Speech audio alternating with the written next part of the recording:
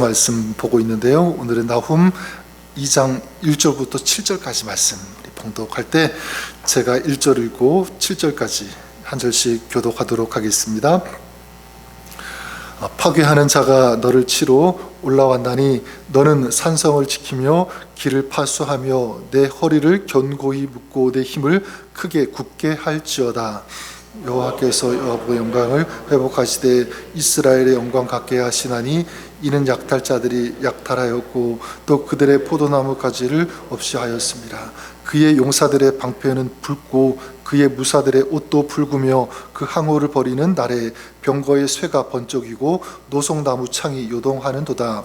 그 병거는 미친 듯이 거리를 달리며 대로에서 빨리 달리니 그 모양이 횃불 같고 빠르기가 번개가도다.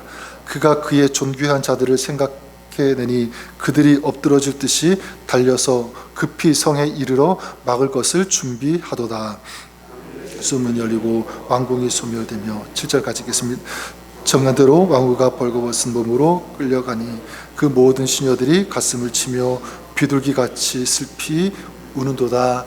아멘. 네, 하나님의 말씀입니다.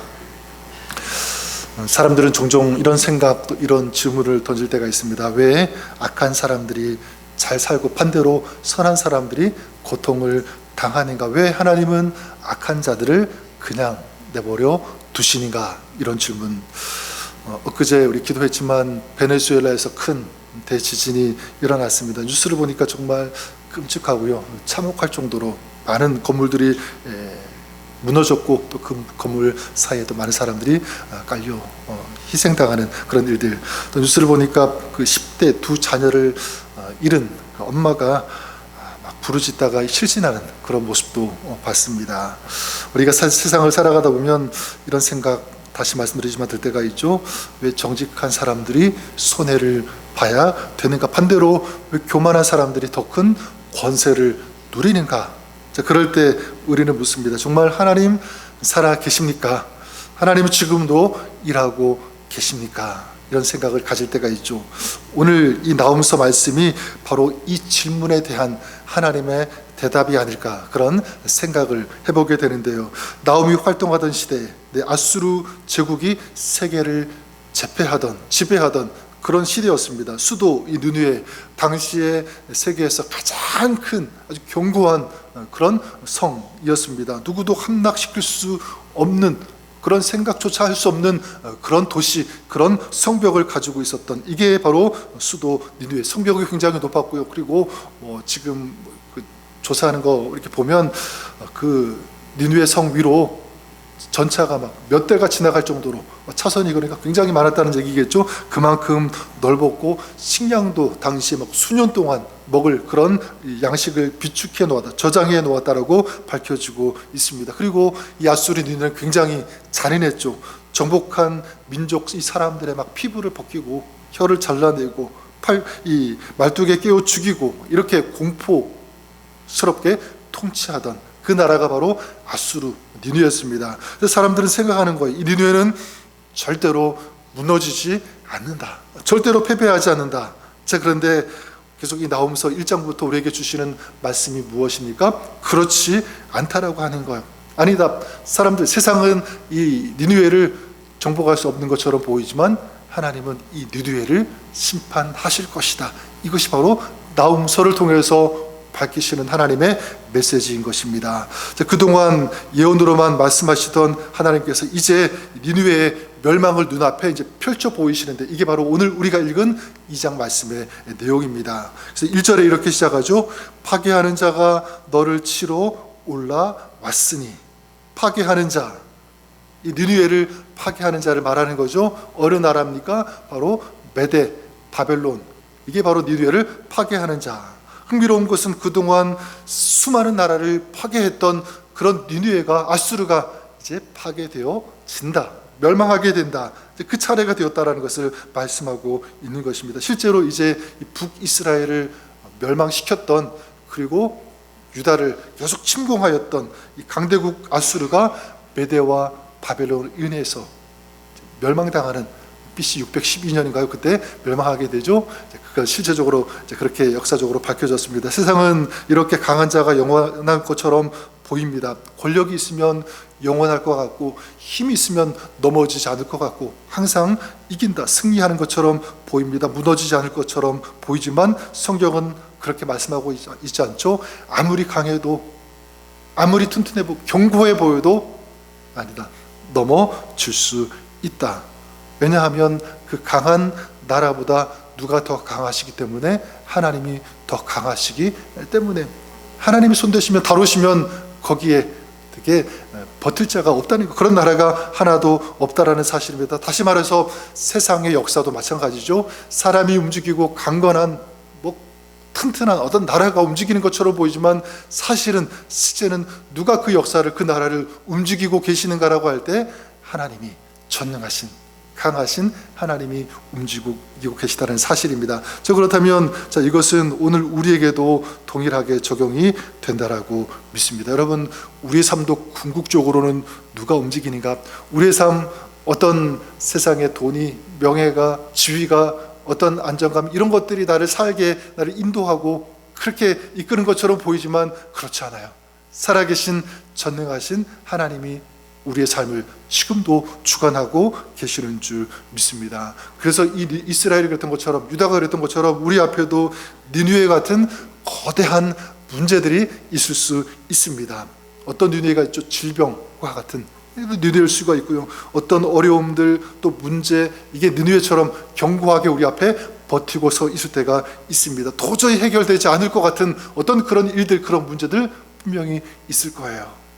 그러나 여러분, 우리가 꼭 기억해야 되는 것은 뭐냐면, 니느웨보다 크신 그 하나님, 그 니느웨를 다루시고 무너지게 하신 그 하나님이 오늘 우리의 삶에 가지고 있는 그 니느웨도 무너지게 하실 수 있다. 나는 못해도, 나는 할 수 없다고 생각되어도 하나님은 하실 수 있다라고 하는 이 믿음, 이것을 믿고 기억하시는 여러분 될 수 있기를 우리 주님의 이름으로 간절히 축원합니다. 그래서 참된 믿음은 어떤 믿음인가라고 할 때, 문제가 없기를 바라는, 그게 참된 믿음이 아닌 것 같아요.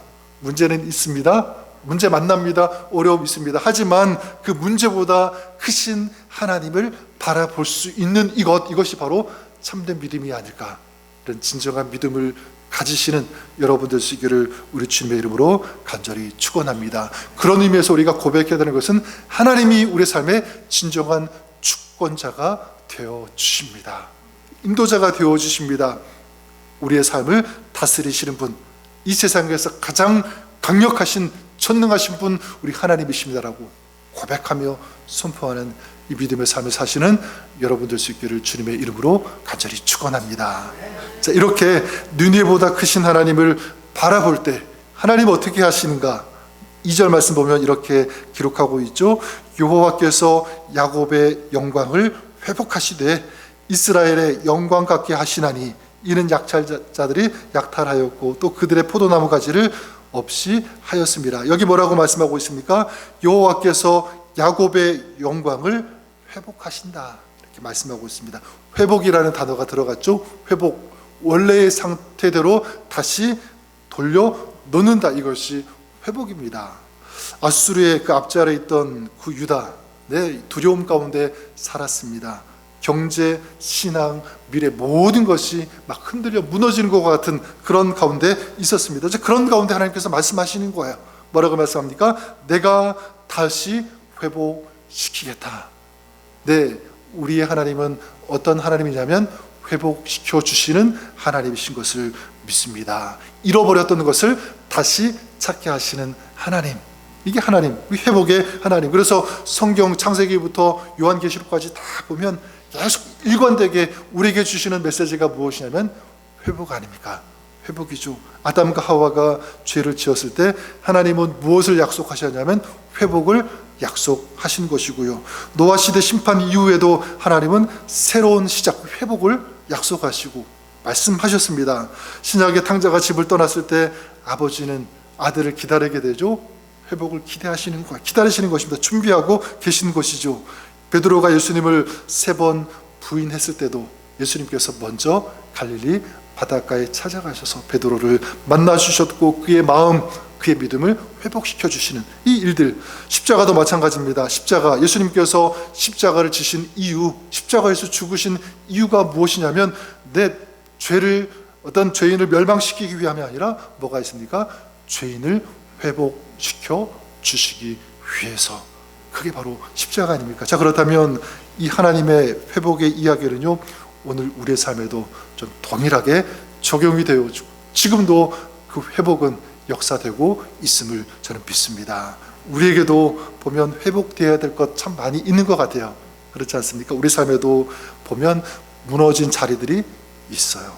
어떤 사람은 건강의 자리가 무너진 자리가 될 수 있고, 경제적인 것, 어떤 상처 입은 마음, 어떤 것이든지 하나님께서 그 사람에게, 우리에게 말씀합니다. 오늘 말씀처럼 내가 다시 회복시키겠다. 우리의 힘으로는 다시 일으켜 세울 수 없지만, 회복시킬 수 없지만 우리 하나님은 하실 수 있는 줄 믿습니다. 하나님께는 못하실 것이 없다. 아까 전에 그 베네수엘라 그 두 자녀를 잃어버린 그 엄마, 그 외삼촌이 인터뷰를 하는데 이런 인터뷰를 하더라고요. 두 조카가 죽은 거 너무 가슴이 아픈데 그래도 한 조카, 3명이었던 것 같아요. 자녀가 한 명이라도 살아나는 것 얼마나 하나님께 감사한지. 저는 그 고백을 드리는데 그 마음속에 간절한 하나님을 의지하는 마음, 정말 주님을 붙잡고자 하는 어떤 그런 열망이 많이 느껴졌어요. 지금은 다 묻어진 것 같지만 하나님, 우리 가정을, 우리 이 나라를 주님께서 회복시켜 주시기를 간절히 원합니다라고 하는 그런 마음이 저에게 느껴졌습니다. 저는 그 한 사람의 그 기도, 또 그 나라를 위해서 기도하는 많은 사람들의 그 중보의 기도, 우리 하나님께서 분명히 들으시고 응답하여 주실 것이라고 믿습니다. 저는 이것은 우리의 삶에도 동일하게 적용이 된다고 생각합니다. 우리의 삶이 이 니느웨 앞지 아래 있는 그 유다처럼 답답하고 무너진 것처럼 보여도 여러분, 우리 어떻게 해야 됩니까? 절대로 낙심하지 않는 그런 우리가 될 수 있기를 바랍니다. 왜냐하면 하나님은 그 무너진 것을 다시 회복시키시는 하나님이시기 때문에, 잃어버린 것을 다시 찾게 하시면서 또 상한 마음, 찢겨진 그 마음을 다시 싸매어 주시는 하나님이시기 때문에 그렇습니다. 이렇게 다시 세우시고 회복시켜 주시는 그 놀라운 크신 은혜가 여러분 마음 가운데, 여러분 삶 가운데 충만히 풍성하게 임할 수 있기를 우리 주님의 이름으로 간절히 축원합니다. 마지막으로 우리가 한 가지 더 알아야 될 것이 있다면 회복해 하시는 하나님의 방법입니다. 자, 무엇이냐면 하나님은 유다를 회복하시는데 이렇게 말씀하시죠. 근데 어떻게 합니까? 먼저 니느웨를 심판하셨다라는 것, 이것이 우리가 알아야 되는 것입니다. 이것은 우리에게 동일하게 적용이 됩니다. 하나님께서 우리를 다시 세우실 때 먼저 어떻게 하시는가?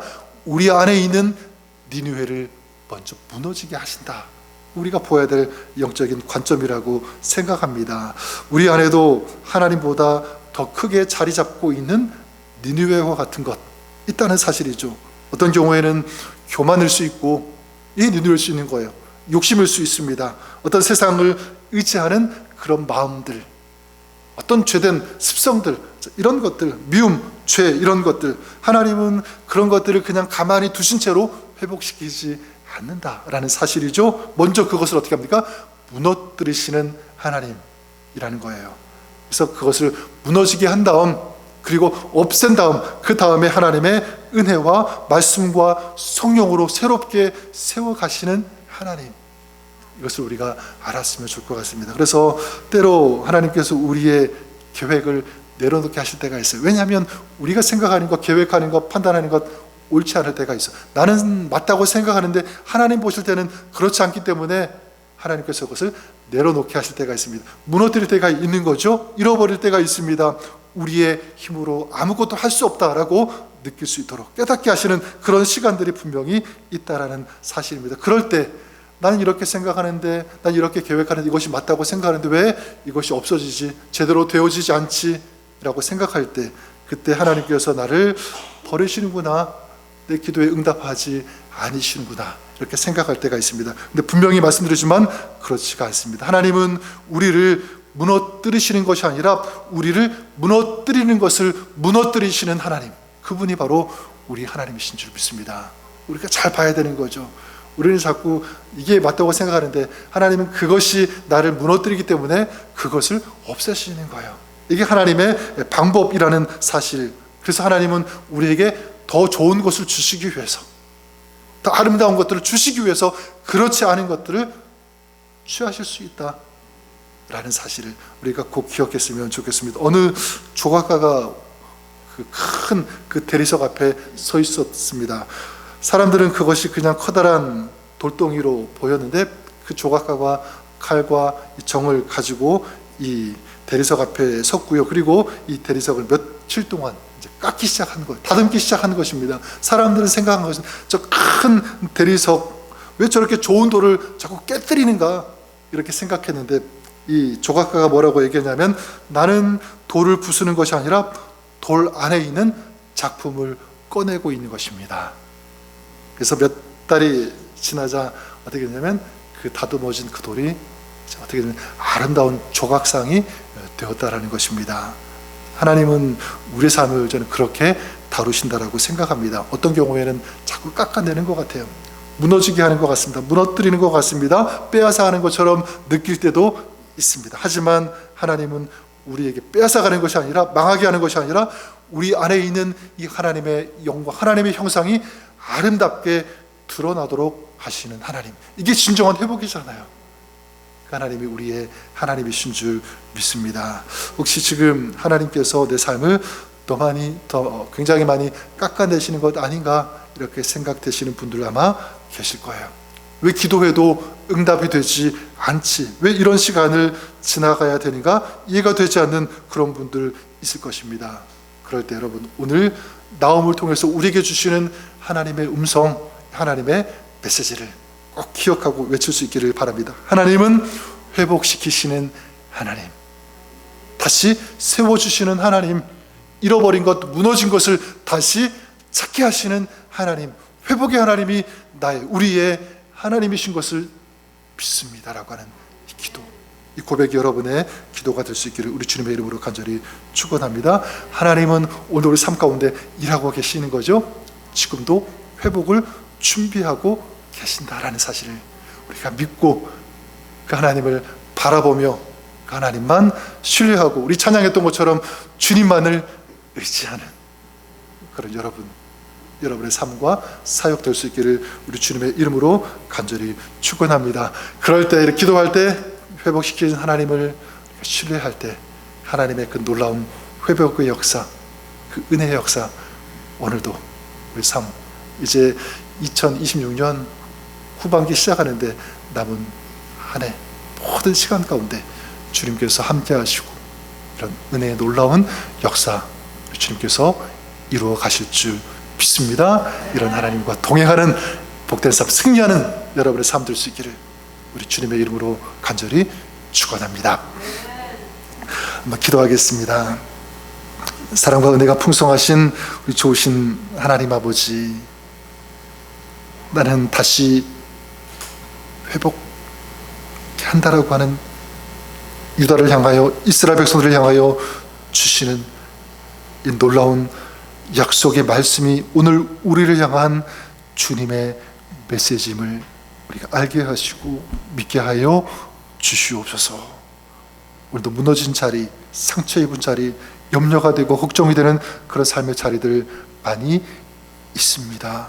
그러나 주님을 의지할 때, 주님 바라볼 때, 기도할 때 오늘도 우리 삶 가운데 주님께서 일하시고 역사하시고 놀라운 회복 허락하여 주실 것을 믿습니다. 이 믿음으로 오늘을 살아내며 이겨내는 하나님의 백성의 삶 되게 하여 주옵소서. 예수님의 이름으로 기도드립니다. 아멘.